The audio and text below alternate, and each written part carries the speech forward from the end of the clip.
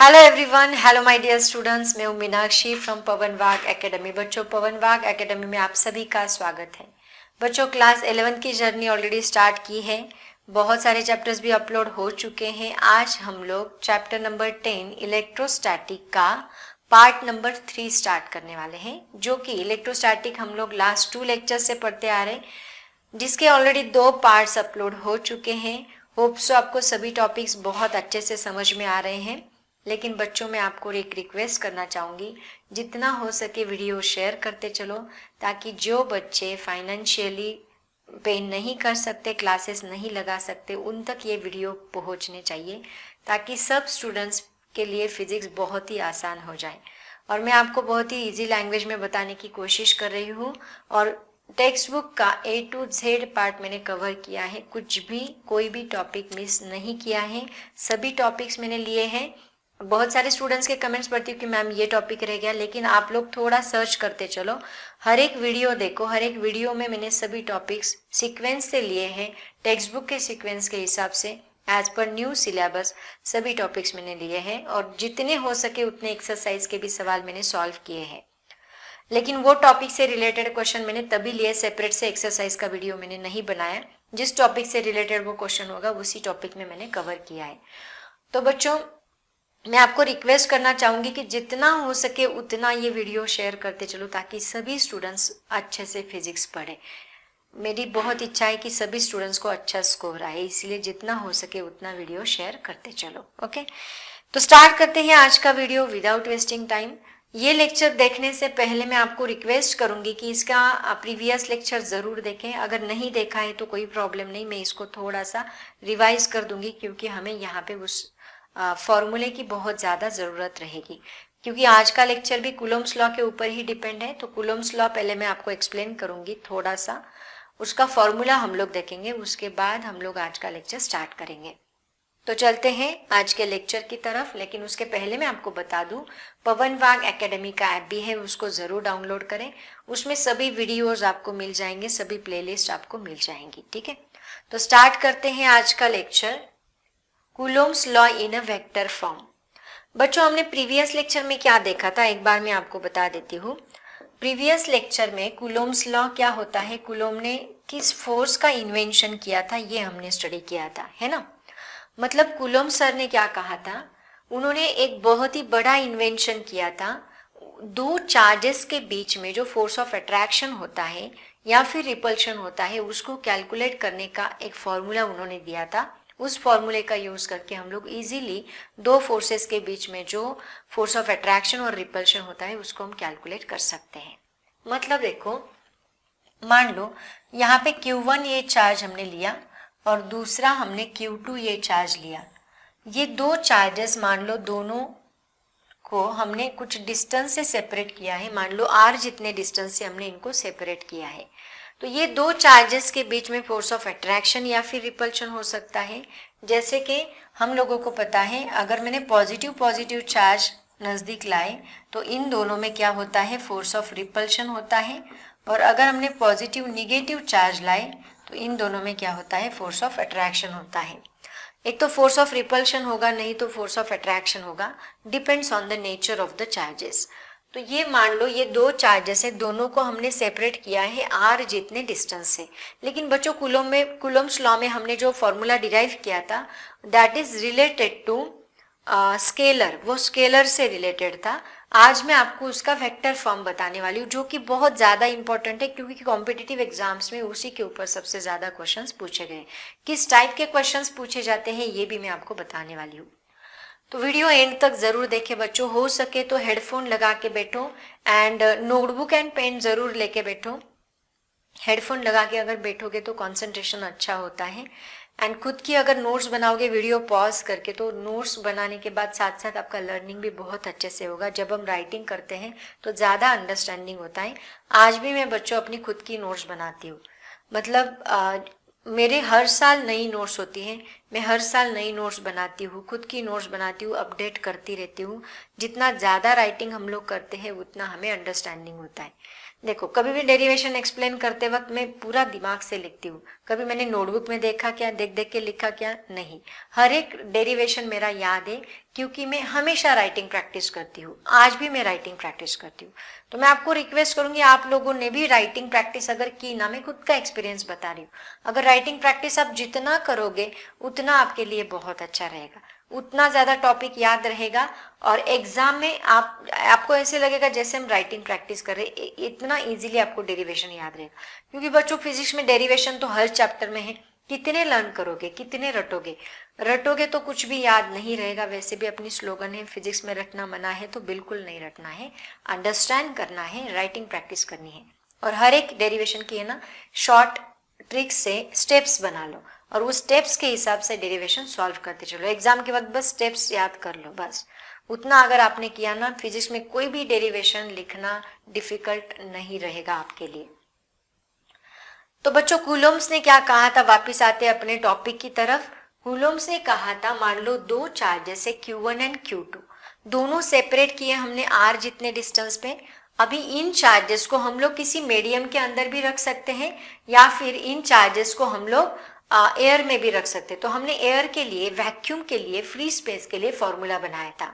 तो इनमें जो फोर्स ऑफ अट्रैक्शन और रिपल्शन होता है वो कौन सी चीजों पे डिपेंड करता है, that is depends on product of the magnitude of the charges and it is directly proportional to product of magnitude of the charges and it is inversely proportional to square of the distance between them।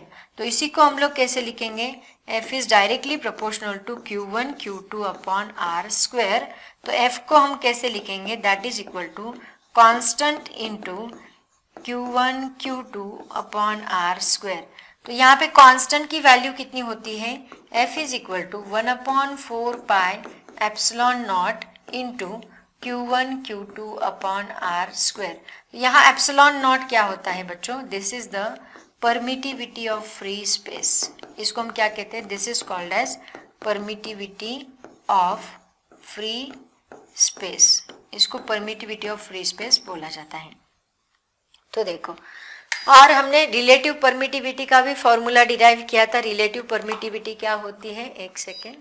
Relative permittivity मतलब क्या होता है, epsilon R, जो कि हमें बताता है epsilon of any medium to the epsilon naught of किसका formula, epsilon naught of that material, I mean sorry, epsilon naught मतलब permittivity of free space divide by permittivity of that particular medium. इसी को हम लोग के भी बोलते हैं, है ना, इसी को हमने के कहा था। के इज इक्वल टू क्या होता है, epsilon divide by epsilon not. तो स्टूडेंट्स यहाँ पे इंपॉर्टेंट फॉर्मूला मैं आपको बताना चाहूंगी। एप्सिलॉन मान लो किसी मीडियम में रखा है तो हम एप्सिलॉन को रिप्लेस कर दे, एप्सिलॉन नॉट के से रिप्लेस कर देते हैं। तो ये भी एक फॉर्मूला याद रखो, ये भी एक फॉर्मूला याद रखो, it is also very important. आज इसी का हम लोग क्या देखने वाले हैं, वेक्टर फॉर्म देखने वाले हैं। तो आज के लेक्चर में हम लोग कॉम्पिटिटिव एग्जाम के टाइप के जो क्वेश्चंस होते हैं उसको भी हम लोग सॉल्व करेंगे। तो चलते हैं आज के लेक्चर की तरफ। चाहे तो इसका स्क्रीनशॉट आप लोग ले सकते हैं, है ना। हाँ, तो मैंने आपको बताया था कूलोम्स का law in a vector form क्या होगा। देखो अभी तक मैंने जो बताया आपको उसमें बस हमने फोर्स का मैग्नीट्यूड निकाला था। मैग्नीट्यूड तो हम लोग निकालेंगे लेकिन उसका डायरेक्शन भी हमें बहुत ज़्यादा इंपॉर्टेंट है, because force is a vector quantity, it is not a scalar quantity. Force किस डायरेक्शन में लगता है इसकी हमें ज़रूरत होती है, ये हमें पता होना बहुत ज़रूरी है। तो देखो यहाँ पे मान लो मैंने दो चार्जेस लिए, अब हम इसका वेक्टर फॉर्म देखने वाले हैं। तो यहाँ पे देखो मैंने दो चार्जेस लिए बच्चों, एक सेकेंड कलर चेंज कर लेते हैं। यहाँ पे ये ब्लैक कलर ठीक से नहीं दिखता, मैं वाइट कलर लेती हूँ, ठीक है।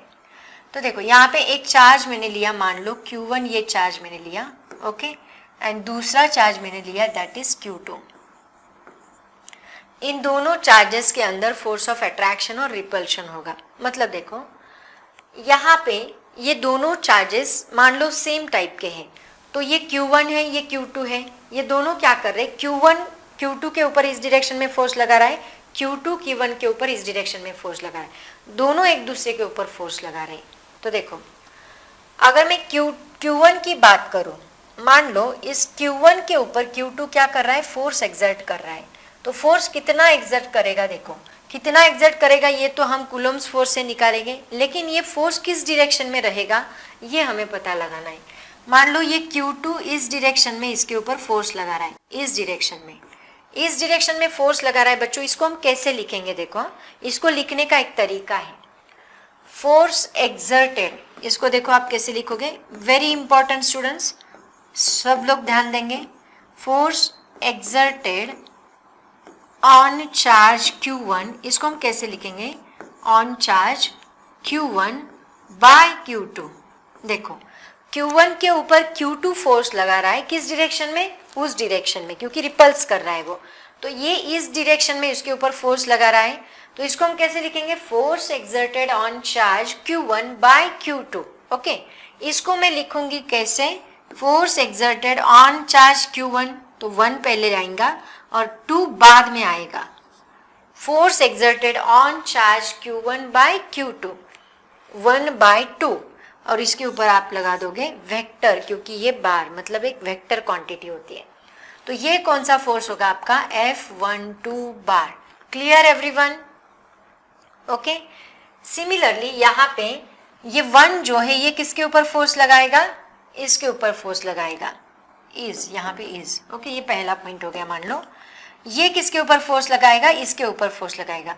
ये कौन सी डायरेक्शन में फोर्स लगाएगा, टू दिस डायरेक्शन। ये भी रिपेल्स कर रहा है, मतलब ये इस डायरेक्शन में फोर्स लगाएगा। फोर्स एक्सर्टेड ऑन चार्ज 2/1, इसको भी हम क्या लगाएंगे, बार लगाएंगे। तो इसको हम कैसे लिखेंगे, second point, force exerted on charge Q2 by Q1 is, ये क्या रहेगा, दैट इज F21 बार। ऐसे लिखेंगे हम लोग इसको, ठीक है।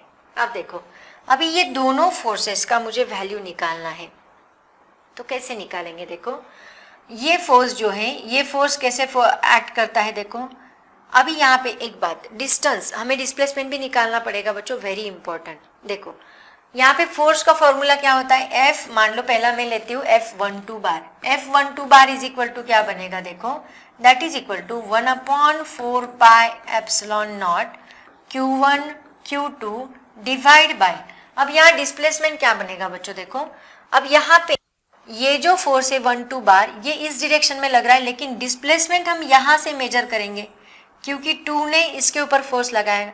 तो इसको मैं कैसे लिखूंगी, R21 बार, क्योंकि मैंने यहाँ से मेजर किया है डिस्प्लेसमेंट, तो वहां से मेजर किया तो मैं उसको 2 to 1 initial to final, displacement opposite आएगा।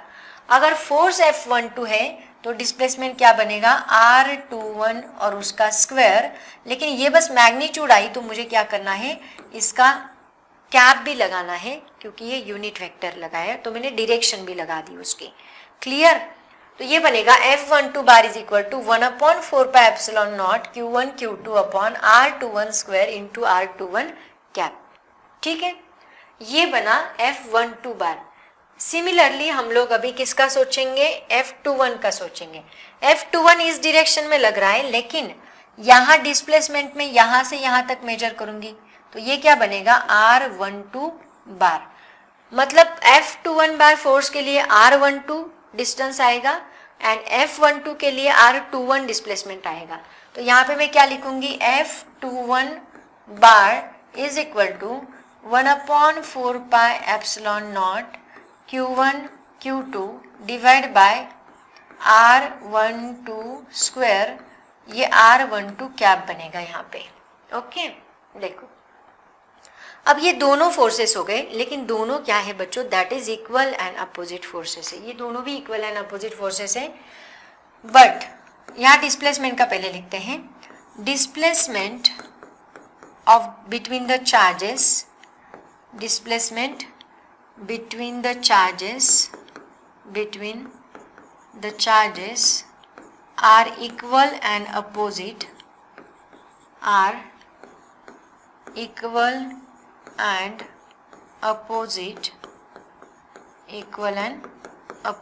मतलब ये क्या बनेगा, R12 बार जो है वो किस डायरेक्शन में है, इस डायरेक्शन में, तो ये x रहेगा, x along positive x axis है देखो, तो ये पॉजिटिव रहेगा, लेकिन ये अलॉन्ग निगेटिव एक्स एक्सिस चल रहा है तो हम इसको माइनस साइन लगाएंगे। दोनों इक्वल एंड अपोजिट है तो एक पॉजिटिव तो दूसरा क्या रहेगा, निगेटिव रहेगा। सिमिलरली अगर ये पॉजिटिव है ये निगेटिव है, हेंस यहाँ पे फोर्स का रहेगा, फोर्स देखो पॉजिटिव साइड में कौन सा है, ये, इसका मतलब मैं इसको पॉजिटिव साइन लगाऊंगी और ये उस साइड जा रहा है मतलब निगेटिव एक्स की तरफ जा रहा है तो इसको मैं निगेटिव साइन लगाऊंगी। तो ये बना मेरा Coulomb's law in a vector form. तो बच्चों जल्दी से इसका स्क्रीनशॉट निकालो, फिर हम लोग नेक्स्ट टॉपिक देखते हैं। वेरी सिंपल, देखो बस याद क्या रखना है यहाँ पे आपको कि फोर्स एक्सर्टेड ऑन 2/1, ये F21 लिखो एंड उसका डिस्प्लेसमेंट हम लोग अपोजिट लिखेंगे, मतलब F21 होगा तो FR12 आएगा। यहाँ पे फोर्स एक्सर्टेड ऑन 1/2 तो F12 लिखेंगे और उसका डिस्प्लेसमेंट हम लोग अपोजिट लिखेंगे। समझ में आया सबको? ऐसे हम लोग इसको नोट डाउन करेंगे। तो चलो इसका स्क्रीनशॉट ले लो, चलते हैं नेक्स्ट की तरफ। ये हो गया, इसका भी स्क्रीनशॉट ले लो चाहे तो। हाँ, ये एक टॉपिक यहाँ पे बहुत इंपॉर्टेंट है। देखो यहाँ पे क्या है, similarities and differences of gravitational and electrostatic forces. दो टाइप के फोर्सेस है देखो बच्चों, ग्रेविटेशनल फोर्स होता है एक और इलेक्ट्रोस्टैटिक फोर्स होता है। तो दोनों में क्या डिफरेंस है और दोनों में सिमिलैरिटीज क्या है ये हमें पता होना चाहिए। इसके लिए हमें ग्रेविटेशनल फोर्स का भी फॉर्मूला पता होना चाहिए। बच्चों ग्रेविटेशनल फोर्स का फॉर्मूला क्या होता है आपको पता है? ग्रेविटेशनल फोर्स इज, पहला पॉइंट, ग्रेविटेशनल फोर्स इज क्या होता है, F is equal to Fg बताएंगे हम इसको, G इंटू जी मतलब ग्रेविटेशनल कांस्टेंट। यहाँ दो मासेस के बीच में ग्रेविटेशनल फोर्स पता है सबको, जैसे हमने दो चार्ज लिए थे वैसे दो मासेस होते हैं M1 एंड M2। तो ये M1 एंड M2 जो है ये दोनों क्या करते हैं, एक दूसरे को अट्रैक्ट करने का काम करते हैं। तो बच्चों यहाँ पे बस अट्रैक्शन है, रिपल्शन नहीं है, क्योंकि ग्रेविटेशनल फोर्स बस अट्रैक्ट करता है, रिपेल नहीं करता। तो यहाँ दोनों फोर्सेस क्या कर रहे हैं, अट्रैक्ट कर रहे हैं। तो ये फोर्स ऑफ अट्रैक्शन का प्रोडक्ट मतलब मासेस का प्रोडक्ट जो है, ये फोर्स जो होता है that is directly proportional to product of their masses. And अगर इन दोनों के बीच में जो डिस्टेंस है वो हमने r लिया तो ये इन्वर्सली प्रोपोर्शनल टू होता है r स्क्वायर को। r स्क्वायर को क्या कहते हैं बच्चों, इसको कहा जाता है इनवर्स स्क्वायर लॉ, राइट ना। तो ये भी ओबे कर रहा है इनवर्स स्क्वायर लॉ। उसके बाद सेकेंड कौन सा फोर्स हमने देखा, दैट इज इलेक्ट्रोस्टैटिक फोर्स, जो अभी इस चैप्टर में हम लोग स्टडी कर रहे हैं। तो इलेक्ट्रोस्टैटिक फोर्स में बताओ, इलेक्ट्रोस्टैटिक फोर्स में Fe होता है, तो F इज इक्वल टू होता है 1/4 pi epsilon not Q1 Q2 divide bye R square. यहाँ पे Q1 Q2 क्या है, दोनों चार्जेस है, और R स्क्वायर क्या है, डिस्प्लेसमेंट है। तो यहाँ पे भी सेम हो रहा है, देखो यहाँ पे बस मासेस का प्रोडक्ट लिया हमने और यहाँ चार्जेस का प्रोडक्ट लिया, और जो डिस्प्लेसमेंट है R स्क्वायर दोनों को इन्वर्सली प्रोपोर्शनल है। तो दोनों में ये सिमिलैरिटी हो गई। और एक बात, यहाँ पे ये सेंटर, ये ग्रेविटेशनल फोर्स जो है वो कहाँ एक्ट करता है, that is centre, centre of mass पे, मतलब ये दोनों अलोंग द सेंटर पे एक्ट करते हैं और along the line of joining the two centres, मतलब ये लाइन पे ही एक्ट करता है, ऐसे लाइन पे एक्ट करता है जैसे कि Q1 Q2 एक्ट करते हैं। तो along the line of joining ये फोर्सेस एक्ट करते हैं। और दूसरा ये जो है दोनों भी क्या ओबे करें, इनवर्स स्क्वायर लॉ ओबे, ये दोनों की सिमिलैरिटीज हो गई। तो सिमिलैरिटीज पहले लिख लेते हैं, उसके बाद हम लोग डिफरेंस क्या है दोनों में वो मैं आपको बताऊंगी। देखो सबसे पहले लिखते हैं हम लोग सिमिलैरिटीज, दोनों की सिमिलैरिटीज देखो क्या है। सिमिलैरिटीज, पहली सिमिलैरिटी, बोथ फोर्सेस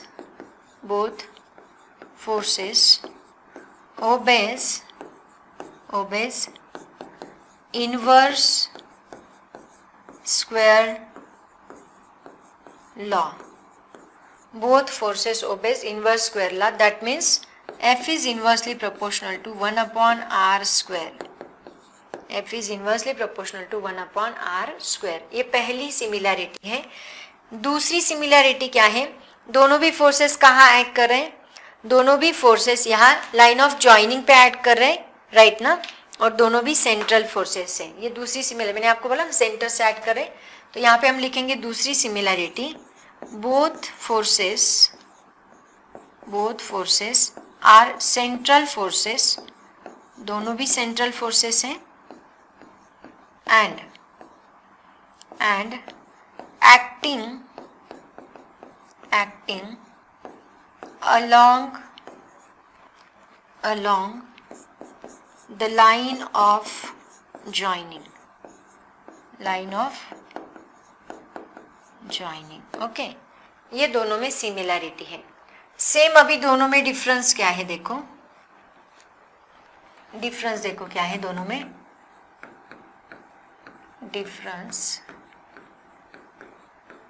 पहला डिफरेंस क्या है कि जैसे कि मैंने आपको बताया मासेस जो होते हैं वो हमेशा, ग्रेविटेशनल फोर्स हमेशा अट्रैक्टिव होगा, लेकिन ये जो है अपना कौन सा इलेक्ट्रोस्टैटिक फोर्स, वो अट्रैक्टिव भी होता है और रिपल्सिव भी होता है, दोनों होते हैं। तो फर्स्ट सिमिलैरिटी डिफरेंस क्या है, gravitational force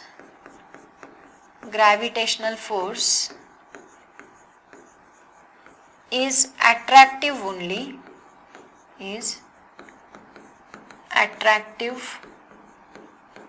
only, but electrostatic force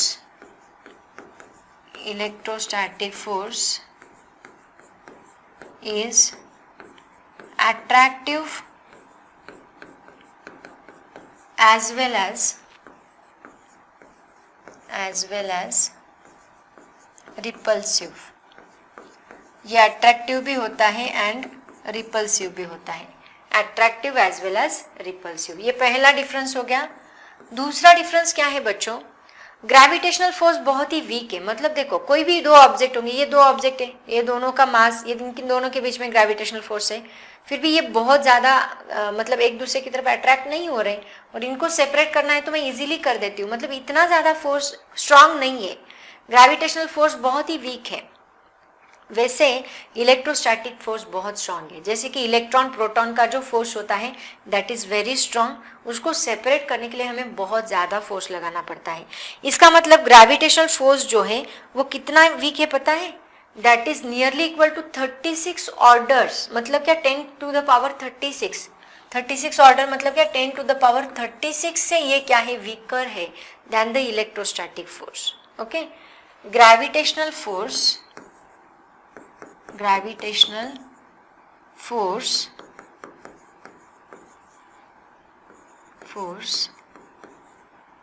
is of the order of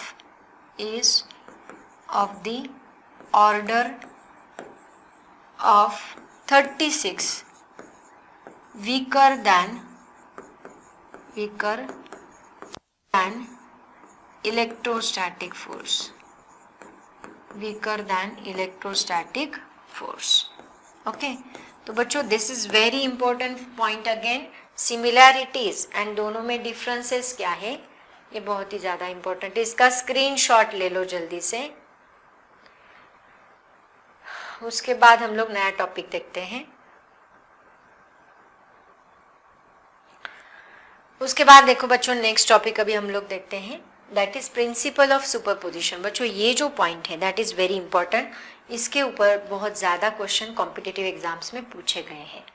तो ये पॉइंट जो है अभी मैं जो आपको एक्सप्लेन करूँगी उसको आपको बहुत अच्छे तरीके से लर्न कर लेना है। अगर समझ में ना आए तो वीडियो बार बार देखो, पॉज करके देखो, लेकिन इसको अंडरस्टैंड करना ही है, क्योंकि इसी के ऊपर सबसे ज़्यादा क्वेश्चन कॉम्पिटिटिव एग्जाम में पूछे गए हैं।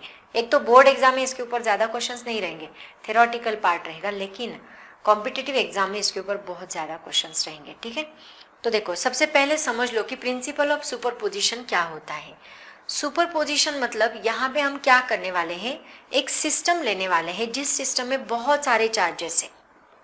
एक सिस्टम लेंगे जिसके अंदर बहुत सारे चार्जेस हैं और हर एक चार्ज क्या कर रहा है, इंटरैक्ट कर रहा है एक दूसरे से, और एक उसमें से कोई तो पर्टिकुलर चार्ज उठाएंगे और उस चार्ज के ऊपर बाकी के चार्जेस कितना फोर्स ऐड कर रहे हैं ये हम लोग कैलकुलेट करेंगे। मतलब देखो यहाँ पे मैं सिस्टम ड्रॉ करती हूँ, मान लो यहाँ पे एक चार्ज मैंने लिया, मैंने कौन सा, Q1, ये चार्ज मैंने लिया। ये Q1 चार्ज के सराउंडिंग में मान लो यहाँ पे एक दूसरा चार्ज है, कौन सा, Q2, ओके, और एक चार्ज है यहाँ पे Q3, तीसरा चार्ज है यहाँ पे Q4, और एक चार्ज है यहाँ पे, मान लो ऐसे बहुत सारे चार्जेस है, Qn तक मैं चार्जेस लेती हूँ, ठीक है। तो यहाँ पे देखो, एक काम करते, पहले थोड़ा सा इसको नीचे लिखती हूँ मैं, मान लो ये Q1 है, ठीक है, सॉरी Q2 है ना। तो इसके सराउंडिंग में ऐसे सिस्टम बना है बहुत सारे चार्जेस का, बहुत सारे चार्जेस वहां सुपर इम्पोज हो रहे हैं। अब यहाँ पे मुझे टेस्ट चार्ज कौन लेना है, Q1 लेना है। Q1 के ऊपर ये सभी सारे चार्जेस फोर्स एक्ट कर रहे हैं, सारे चार्जेस एक दूसरे के ऊपर फोर्स एक्ट कर रहे हैं। तो Q1 के ऊपर वो कितना फोर्स एक्ट करे ये मुझे कैलकुलेट करना है। तो सबसे पहले मैं फोर्स की डायरेक्शन आइडेंटिफाई करूंगी। तो हम क्या करेंगे, यहाँ पे जैसे हमने ये वेक्टर फॉर्म लिखा था वैसे ही यहाँ पे मैं करती हूँ। देखो क्या करना है, ये Q2 जो है, ये Q2 क्या करेगा, इसके ऊपर फोर्स एक्ट करेगा इस डायरेक्शन में, है ना। और वो फोर्स कौन सा होगा बच्चों, Q2 को उसको रिपेल करेगा इस डायरेक्शन में। फोर्स कौन सा होगा, force exerted on a charge 1/2, ऐसे हम लोग लिखेंगे इसको, force exerted on a charge 1/2, ऐसे हम लोग लिखेंगे। सेम यहाँ पे अभी Q3 का देखते हैं। Q3 भी क्या करेगा, इसके ऊपर फोर्स एक्ट करेगा इस डायरेक्शन में, और ये क्या बनेगा, force exerted on a charge 1/3। Similarly Q4 क्या करेगा, Q4 भी इसके ऊपर फोर्स एक्ट करेगा, एंड ये फोर्स जो होगा वो इस डायरेक्शन में रहेगा। So force exerted on a charge 1/4, okay. And Qn भी क्या करेगा, इस डायरेक्शन में फोर्स एक्ट करेगा, which is to this direction, force exerted on a charge 1/n। ऐसे नंबर ऑफ फोर्सेस एक टेस्ट चार्ज के ऊपर एक्ट हो रहे हैं, है ना। तो यहाँ पे ये सभी चार्जेस जो इसके ऊपर, इसका स्टेटमेंट मैं आपको लास्ट में बताऊंगी, पहले समझ लो इसको, बहुत अच्छे से समझ लो। तो मैं इस चार्ज का फोर्स निकालना चाहूँ, रिजल्टेंट फोर्स इस चार्ज का निकालना चाहूँ, तो वो क्या रहेगा, इन सभी चार्जेस की vector sum of all charges, all forces individually acting on that charge, okay. मतलब देखो यहाँ पे सबसे पहले अभी एक्सप्लेनेशन हम लोग लिखेंगे, एंड में मैं इसका स्टेटमेंट बताती हूँ आपको। यहाँ पे हमने क्या किया, सबसे पहले consider a number of charges. अगर एक्सप्लेन करने के लिए पूछा जाए तो आप ऐसे लिखो, consider a number of charges Q1, Q2, Q3 up to Qn, okay, Qn are interacting, ये इंटरैक्ट हो रहे एक दूसरे से, are interacting, okay. Second point, let F12 bar, F13 bar, F14 bar and so on F1n bar be the forces acting on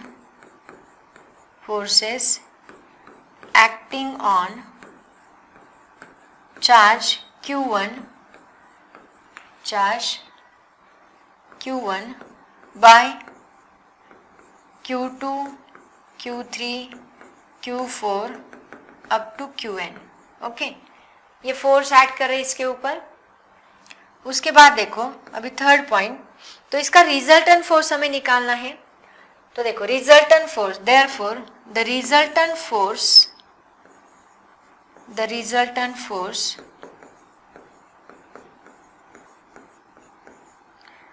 on charge Q1 is क्या होगा, F bar is equal to क्या होगा, F12 बार plus इन सबकी, ये सबकी क्या होगी, vector sum, इन सबकी एडिशन होगी, क्योंकि सभी वो चार्ज के ऊपर फोर्स ऐड कर रहे हैं, तो सबकी एडिशन होगी। 13 bar plus F14 bar and so on F1n bar. तो ये क्या बनेगा, देखो F bar is equal to F12 bar क्या बनेगा, यहाँ पे फॉर्मूला अप्लाई करो, 1/4 pi epsilon not Q1 Q2 divide by R21 बनेगा, है ना, क्योंकि अभी ये वेक्टर सम है, तो मैंने क्या बोला था, F12 होगा तो R21 बनेगा, R21 square into R21 cap. Same अभी F13 के लिए हम लोग क्या लिखेंगे, 1/4πε0 Q1 Q3 divide by R31 square into R31 cap. Similarly हम लोग लिखेंगे 1/4 के लिए 1/4πε0 Q1 Q4 upon R41 square into R41 cap and so on. Same हम लोग लिखेंगे किसके लिए, 1/4πε0 Q1 Qn upon Rn1 square into Rn1 cap. Okay, ये मुझे मिला फोर्स। अब मैं इसमें से देखो, सब में से 1/4πε0 को मैं कॉमन कर सकती हूँ, मतलब F बार क्या बनेगा, 1/4πε0 इन ब्रैकेट ये होगा Q1 Q2 upon R21 square R21 cap. Same यहाँ पे Q1 Q3 divide by R31 square into R31 cap and so on Q1 Qn divide by Rn1 square into Rn1 cap. ये मुझे मिलता है F बार। इसको हम समेशन के form में भी लिख सकते हैं। ऐसे नंबर ऑफ चार्जेस अगर इंटरैक्ट कर रहे हैं तो उनका हम लोग ऐसे फॉर्मूला लिखेंगे। तो बच्चों इसी का अभी स्टेटमेंट हमें लिखना है। Principle of superposition of wave state and explain ऐसे आपको पूछा जा सकता है। तो ये मैंने एक्सप्लेन किया क्योंकि एक्सप्लेनेशन के बाद आपको स्टेटमेंट बहुत आसान लगेगा। तो इसका स्टेटमेंट देखो हम लोग क्या लिखेंगे, यहाँ पे बैठेगा। एक काम करूँ, दूसरी स्लाइड लेती हूँ स्टेटमेंट के लिए, है ना। यहाँ पे लिखते हैं प्रिंसिपल ऑफ सुपरपोजिशन का स्टेटमेंट। प्रिंसिपल ऑफ सुपर, एक काम करती हूँ दूसरी स्लाइड लेती हूँ क्योंकि ये वर्ड खा रही है। प्रिंसिपल ऑफ सुपरपोजिशन, इसका क्या करना है, स्टेटमेंट लिखना है। देखो स्टेटमेंट क्या आएगा अभी, okay. If number of charges, बहुत सारे चार्जेस इंटरैक्ट कर रहे हैं तो हम कैसे लिखेंगे, if number of charges are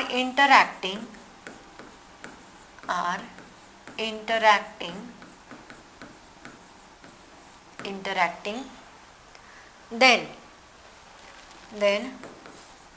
the resultant force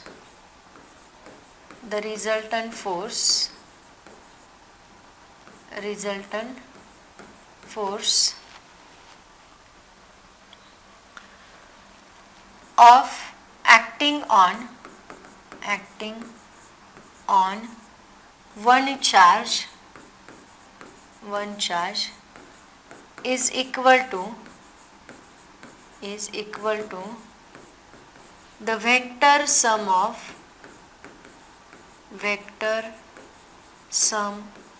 of individual forces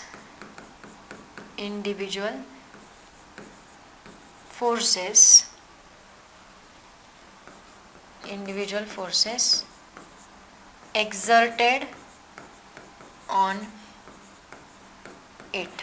मतलब क्या मैंने बताया, F bar is equal to क्या, F12 बार। मान लो ये F1 बार, यहाँ F1 बार करो। हाँ, यहाँ पे भी चाहे तो है ना, कहाँ गया वो स्लाइड, इसमें कहाँ गया, यहाँ हम लोग है ना, ये किसके ऊपर कर रहे हैं हम, F1 बार, तो हम इसको F1 बार लिख सकते हैं। टेस्ट चार्ज हमारा कौन है, F1 बार। यहाँ पे हम लिखेंगे F12 bar plus F13 bar plus F14 bar and so on F1n बार। देखो कैसे, इफ नंबर ऑफ चार्जेस, ये Q1 था, ये Q2 था, ये Q3 था, ये Q4 था and so on. If number of charges are interacting, then the resultant force acting on one charge is equal to the vector sum of individual forces exerted on it, resultant force acting on one charge is equal to the vector sum of individual forces exerted on it. Okay, ऐसे हम लोग इसका statement लिखेंगे. This is a statement of the principle of superposition. बच्चों आप लोग इसका screenshot ले लो. अब इसी से रिलेटेड काम करते हैं, इसका स्क्रीनशॉट ले लो. पहले आप स्टेटमेंट लिखो, उसके बाद एक्सप्लेनेशन लिखो. हाँ, मैंने आपको एक्सप्लेनेशन समझ में आना चाहिए, इसलिए मैंने आपको स्टेटमेंट पहले नहीं दिया. और उसके बाद ये स्टेटमेंट का भी स्क्रीनशॉट ले लो. यहाँ ये Q1 Q2 की कोई ज़रूरत नहीं है, इसको रफ किया तो भी चलेगा. इसका स्क्रीनशॉट निकाल के आप बहुत अच्छे से नोट्स बनाओगे. ठीक है, हाँ चलते हैं. अभी इसी से रिलेटेड कुछ क्वेश्चंस अभी हम लोग सॉल्व करते हैं. आप जितने ज़्यादा क्वेश्चन सॉल्व करोगे उतना आपके लिए अच्छा रहेगा, क्योंकि क्वेश्चन सॉल्व करने से बच्चों आपका और नॉलेज बढ़ता है और आपको कंसेप्ट भी क्लियर होती है कि यहाँ पे एग्जैक्टली क्या क्या पूछा गया है. जितना आप इससे रिलेटेड न्यूमेरिकल सॉल्व करोगे, MCQ सॉल्व करोगे, तो उतना ज़्यादा वो टॉपिक आपको डेप्थ में समझ में आएगा. तो हमेशा एक टॉपिक ख़त्म होने के बाद है ना, यूट्यूब पे सर्च करते चलो questions MCQs related to this topic. बहुत सारे MCQs आएंगे, बस उसको है ना सॉल्व करने की कोशिश करो. जितना ज़्यादा सॉल्व करोगे उतना ज़्यादा अंडरस्टैंडिंग होगा. तो चलते हैं, क्वेश्चन देखो क्या है. एक सेकेंड ना. हाँ, क्वेश्चन 10 × 10⁻⁸ वाला है क्या? एक मिनट. 10 × 10⁻⁸ ना. देखो स्टार्ट करो, एक्सरसाइज का क्वेश्चन है, इसको स्टार्ट करना है. एक्सरसाइज का सवाल है. देखो क्वेश्चन क्या है. 3 equal charges of 10 × 10⁻⁸ coulomb respectively. मैं क्या करती हूँ, ये चार्जेस को है ना नाम दे देती हूँ. गिवन देखो 3 चार्जेस हैं. मैं क्या करती हूँ, इसको QA is equal to QB is equal to QC. 3 charges है, तीनों इक्वल है, ऐसे उन्होंने बोला है. और उसका मैग्नीट्यूड कितना रह के रखा है, 10 × 10⁻⁸ कूलम. बच्चों ये कितना आएगा, देखो QA is equal to QB is equal to QC is equal to, यहाँ 1 है, 1 - 8 कितना बनेगा, that is -7 coulomb respectively. Okay, each located at the corners of a right triangle whose sides are 15 centimetre, 20 centimetre, 25 centimetre. ये कहाँ पे locate है, triangle. ऐसे question आपको कॉम्पिटिटिव एग्जाम में आते हैं. ट्राइंगल है और ट्राइंगल के कॉर्नर्स पे ये लोकेटेड है. राइट एंगल ट्राइंगल, तो मैंने यहाँ एक राइट एंगल ट्राइंगल लिया, ये राइट एंगल ट्राइंगल लिया. ये राइट एंगल ट्राइंगल के कॉर्नर्स पे, मतलब यहाँ A है, यहाँ B है एंड यहाँ C है. तो इसके कॉर्नर्स पे मान लो ये QA आएगा, यहाँ पे आएगा QB, यहाँ पे आएगा QC. मैं एक काम करती हूँ, इसको अंदर लिखती हूँ, क्योंकि ना फोर्सेस मुझे ड्रॉ करने हैं, तो मैं इसको अंदर लिखती हूँ. ये B है, तो ये आएगा QB. ओके, इसकी साइड्स कितनी दी है, देखो 15 सेंटीमीटर, 20 सेंटीमीटर, 25 सेंटीमीटर. आप ये छोटी साइड ना, इसको 15 सेंटीमीटर लो, ये वाली थोड़ी उससे बड़ी, तो ये 20 सेंटीमीटर, और ये उसका हाइपोटेनस कितना आएगा, 25 सेंटीमीटर. ठीक है, मतलब हमें डिस्टेंस मिल गया. देखो 2 चार्जेस के बीच में 15 सेंटीमीटर का डिस्टेंस है, इन 2 चार्जेस के बीच में 20 सेंटीमीटर का डिस्टेंस है, इन 2 चार्जेस के बीच में 25 सेंटीमीटर का डिस्टेंस है. Find the force exerted on the charge located at the 90 degree angle. तो 90 डिग्री एंगल पे कौन लोकेट है, B चार्ज. इसके ऊपर कितना फोर्स एक्ट होगा, ये हमें निकालना है बच्चों.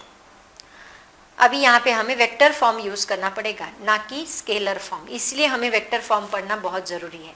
तो देखो अब यहाँ पे QB के ऊपर, अभी ये सिस्टम है, इसके अराउंड चार्जेस लोकेटेड है.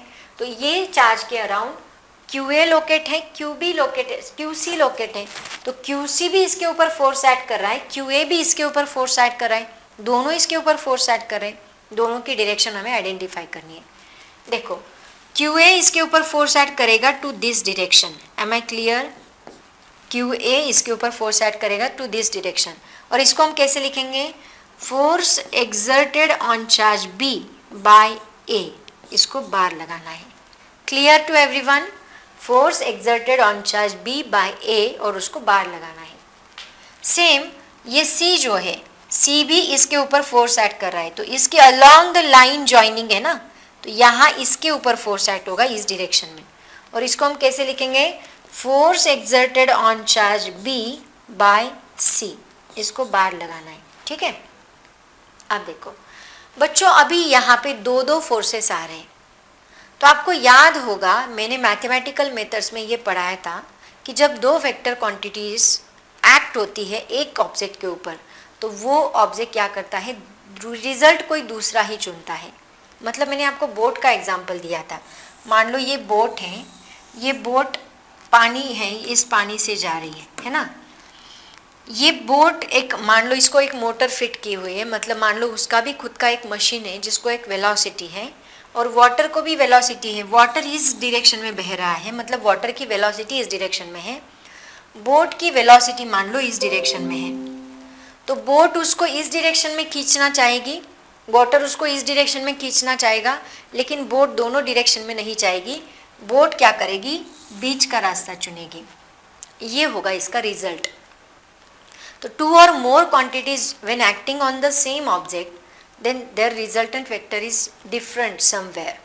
तो ये रिजल्टेंट वेक्टर कहाँ आएगा, बीच का रास्ता चुनेगा, ना वो इस डायरेक्शन में जाएगा ना वो इस डायरेक्शन में जाएगा, वो जो फोर्स ज़्यादा रहेगा उस फोर्स की तरफ, लेकिन बीच का रास्ता चुनेगा, वो कौन सी भी डायरेक्शन में नहीं एक्ट होगा।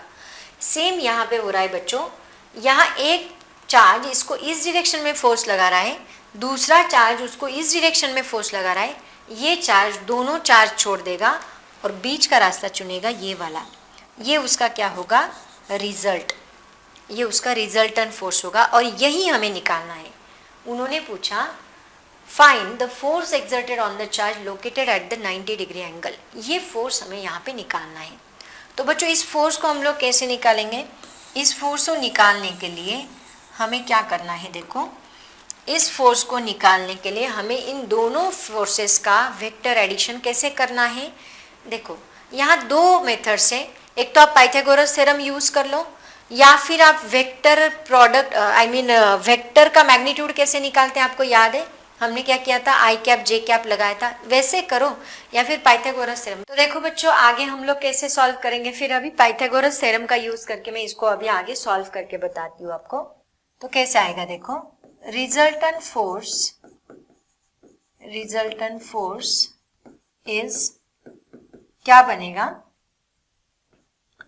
Are square is equal to F B A square plus F B C square.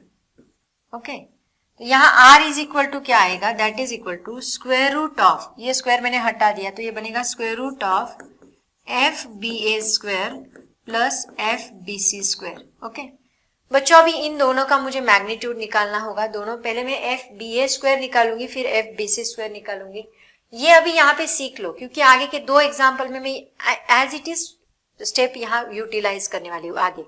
तो यहाँ रिजल्टेंट वेक्टर कैसे निकालना ये समझ में आ गया, तो आगे मैं डायरेक्टली लिखूंगी, ठीक है।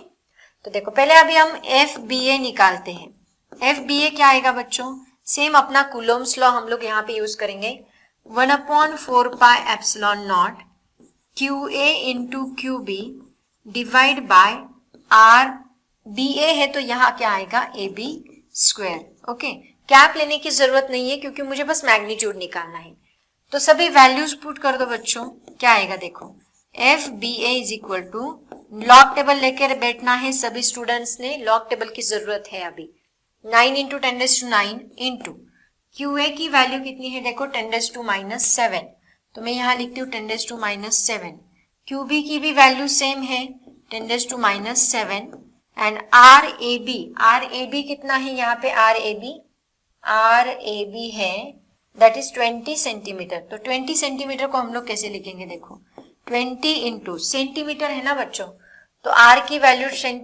20 सेंटीमीटर, मतलब हम कैसे लिखेंगे 20 इंटू 10⁻² मीटर, क्योंकि सेंटी की वैल्यू होती है -2, डेसी सेंटीमिली मैंने पढ़ा है फर्स्ट लेक्चर में, तो प्रीफिक्सेस सभी मैंने पढ़ाए हैं, यहाँ -2 का क्या बनेगा, स्क्वायर बनेगा। पहला एग्जाम्पल में बहुत स्टेप बाय स्टेप लिख के देने वाली हूँ आपको, सभी स्टेप्स बताने वाली हूँ। उसके बाद देखो अभी F B A is equal to 9 into 10⁻⁹ keep as it is, ये -7 कितना बनेगा -14 बनेगा। और नीचे हम लोग कैसे लिखेंगे, दैट इज इक्वल टू 20 को 2 बार मल्टीप्लाई कर दो इंटू -2 का स्क्वायर क्या बनेगा, -4 बनेगा, है ना। उसके बाद देखो अभी उसका स्क्वायर नहीं करना है बच्चों, -2 इंटू 2 करना है। जैसे कि आपको पता है ना मैथ्स का रूल x⁴ हम क्या करते हैं, x⁴a इंटू b करते हैं, तो वही रूल मैंने यहाँ अप्लाई किया। -2 इंटू 2 कितना बनेगा, -4। तो अभी इसी को हम लोग कैसे लिखेंगे आगे देखो।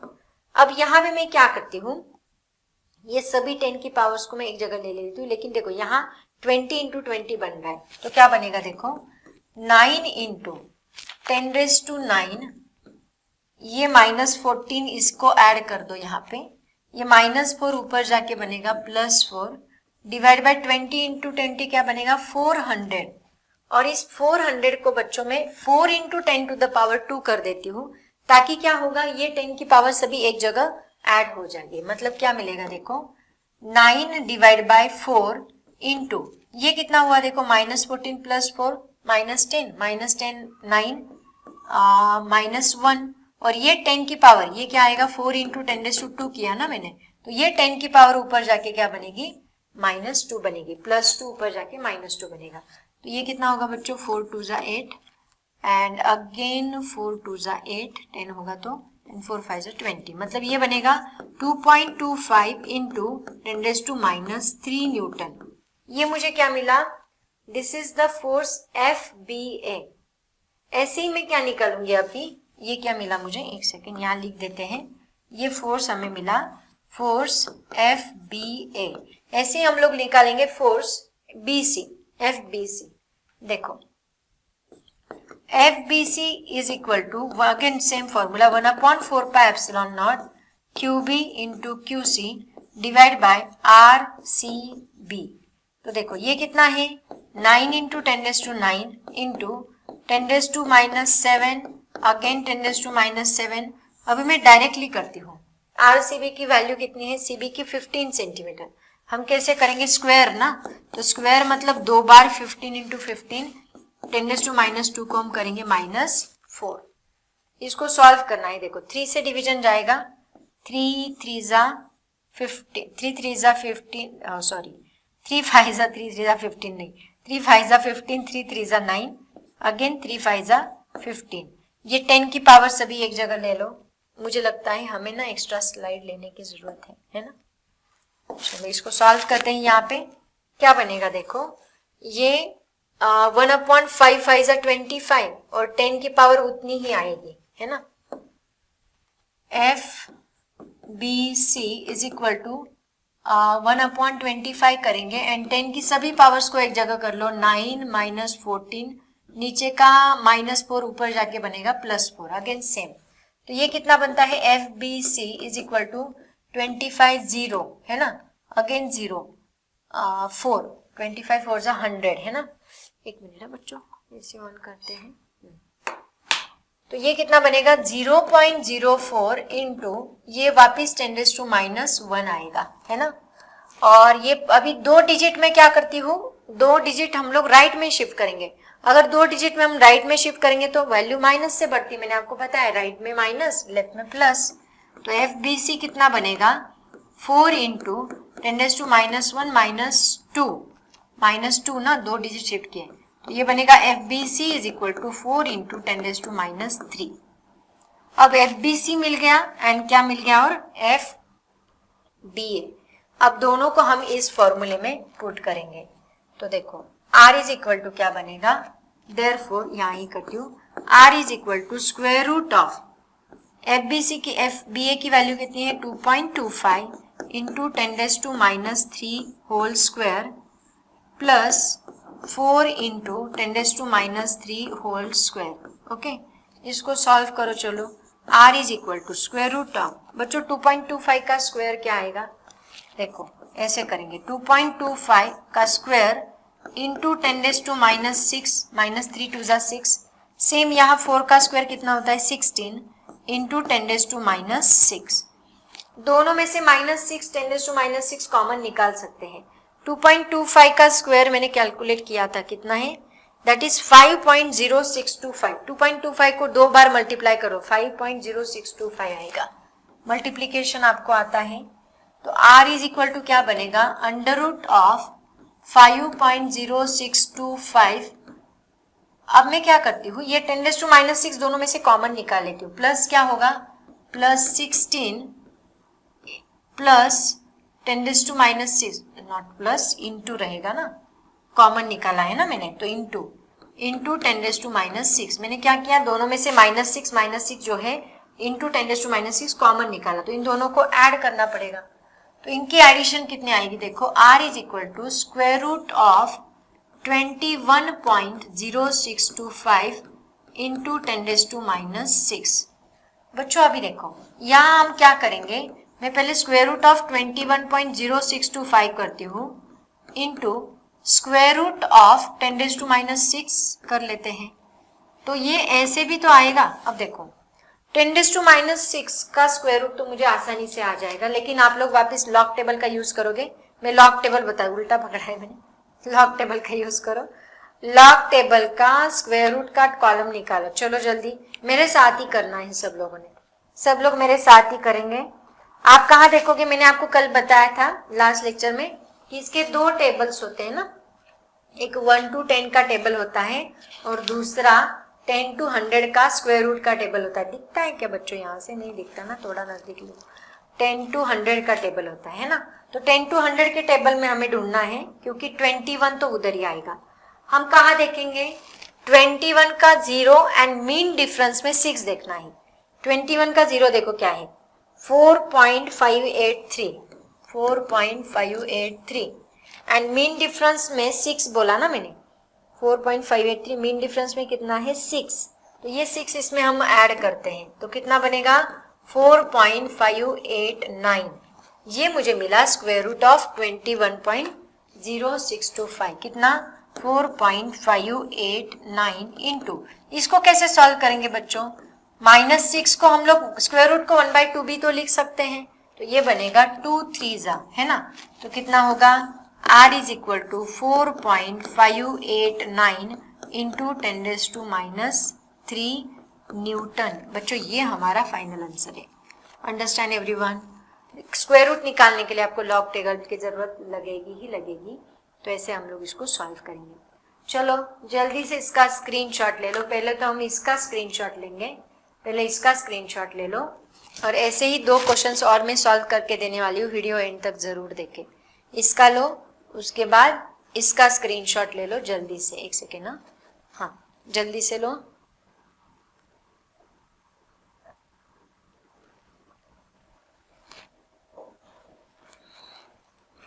ऐसे ही अभी मैं आपको सॉल्व करते देती हूँ ये वाला क्वेश्चन। ये क्वेश्चन भी सेम तरीके से करना है, लेकिन यहाँ पे है ना स्क्वायर, ट्रायंगल की बजाय उन्होंने स्क्वायर दिया है। देखो अब इसको थोड़ा फास्ट करती हूँ बच्चों। There are 3 charges of magnitude 3 microcoulomb, 2 microcoulomb and 3 microcoulomb। 3 charges है जिनकी मैग्नीट्यूड दी है 3 माइक्रोकुलम, और कहाँ लोकेट है, ए बी सी पे, तो मैं नाम दे देती हूँ इनको। Given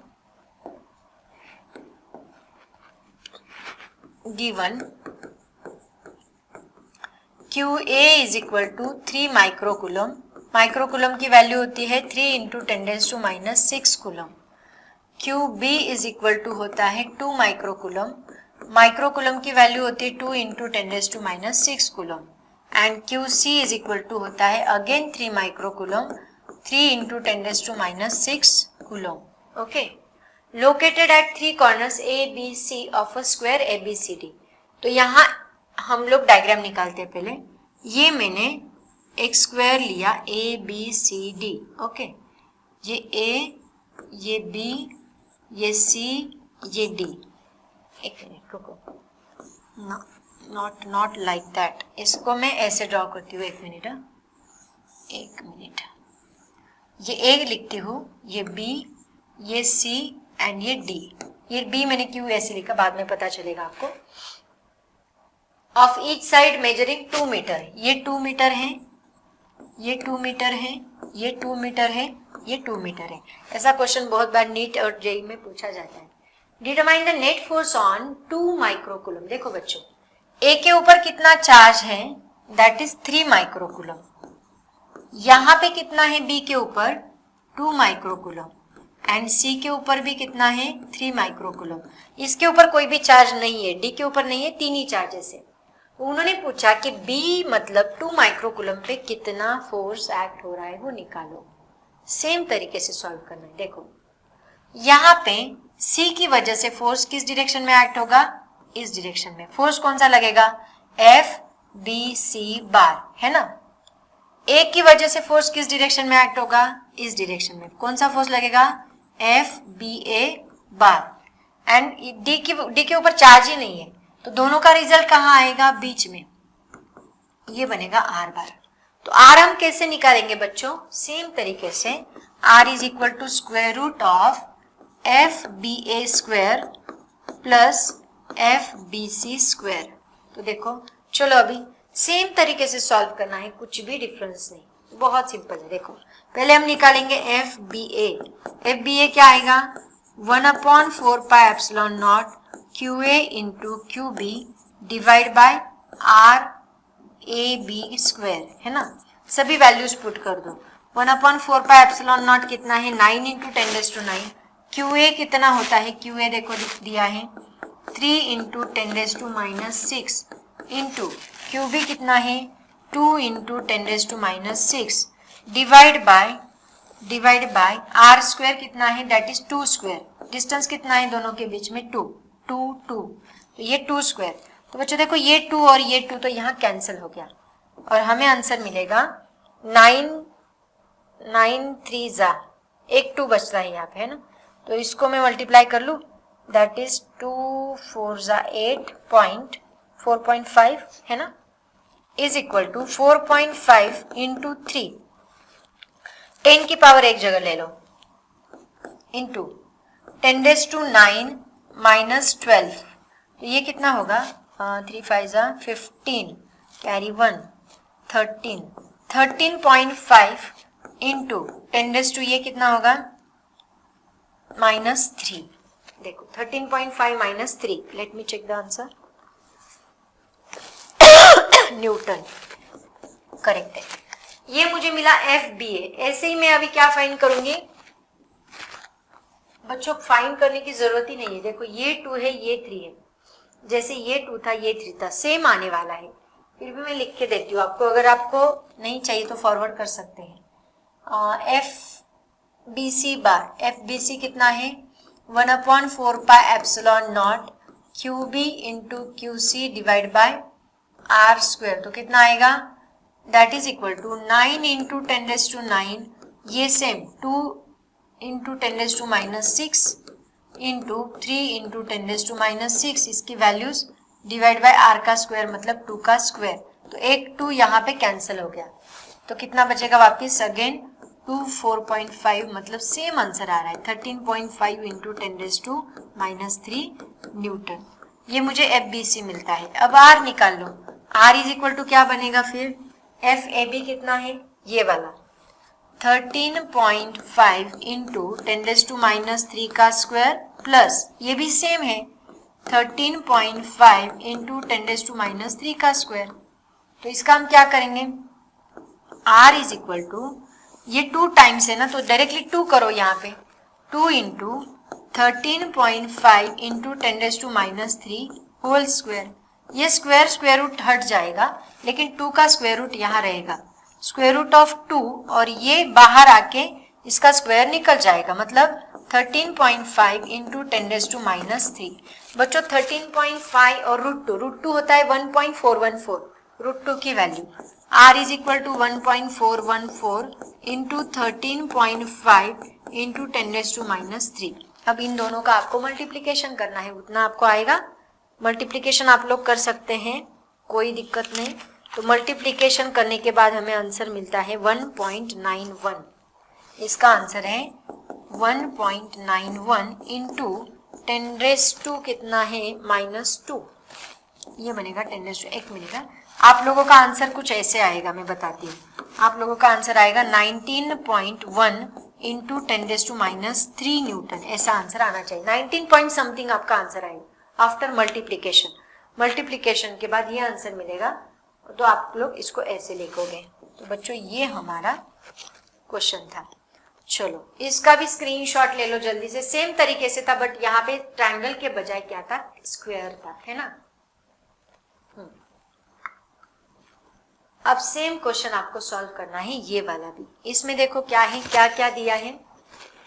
4 charges of 6 into 10 raised to minus 8 coulomb each are placed at the corners of a square whose sides are 3 centimeter each। अब मैं इसका ना डायग्राम आपको निकाल के देती हूँ बच्चों, लेकिन इसका जो कैलकुलेशन है आप खुद करोगे। मैं चाहे तो इस क्वेश्चन को है ना नेक्स्ट लेक्चर में पहले इसको सॉल्व करूंगी, एज अ होमवर्क है आपको। इसको स्टार लगाओ बच्चों, एक्सरसाइज का सवाल है ये, आज आप लोग होमवर्क कंप्लीट करोगे। इसको चाहे तो मैं नेक्स्ट लेक्चर में सॉल्व करके दूंगी जरूर। तो ये हमारा क्वेश्चन क्या है, ठीक से पढ़ो। मैं आपको थोड़ा हिंट दे देती हूँ। 4 चार्जेस दिए हैं of 6 into 10 raised to minus 8 coulomb. मतलब चार्जेस की वैल्यू हम लोग क्या लिखेंगे, चाहे ABCD दिया है कि कुछ भी नहीं दिया ना, ABCD ले लो। तो QA is equal to QB is equal to QC is equal to QD is equal to क्या है, 6 into 10 raised to minus 8 coulomb. और तीनों को, चारों को कहाँ रखा है, square whose side are 3 centimetre. मतलब यहाँ पे भी सेम है, ये स्क्वायर लिया, इसकी साइड में रखा QA QB QC QD। Same तरीके से सॉल्व करना है। और इनकी साइड कितनी दी है, 3 सेंटीमीटर 3 सेंटीमीटर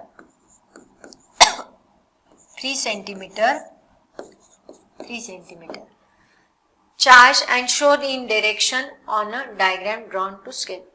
सेम तरीके से हमें हर एक चार्ज के ऊपर कितना फोर्स रहेगा ये हमें फाइंड करना है बच्चों। यहाँ पे आपको थोड़ा सा पाइथागोरस थ्योरम यूज करना पड़ेगा। तीसरा जो चार्ज है उसका डिस्टेंस नहीं पता, इसका डिस्टेंस पता है, इसका डिस्टेंस पता है, लेकिन इसका डिस्टेंस आपको निकालना पड़ेगा बाय यूजिंग पाइथागोरस थ्योरम। ये आपके लिए होमवर्क है, आप लोग खुद सॉल्व करोगे इसको, और नहीं आया तो मैं नेक्स्ट लेक्चर में आपको सॉल्व करके दूंगी। चलेगा बच्चों? तो मैं यहाँ अलविदा बोलूँ, रुको यहाँ पे। हो सके तो वीडियो को लाइक ज़रूर कर दें बच्चों, आपके लिए इतनी मेहनत करती हूँ, उतना तो हक बनता है एक लाइक का। तो लाइक कर दो, और अच्छा लगे तो लाइक करो, नहीं अच्छा लगे तो मत करो, कोई प्रॉब्लम नहीं।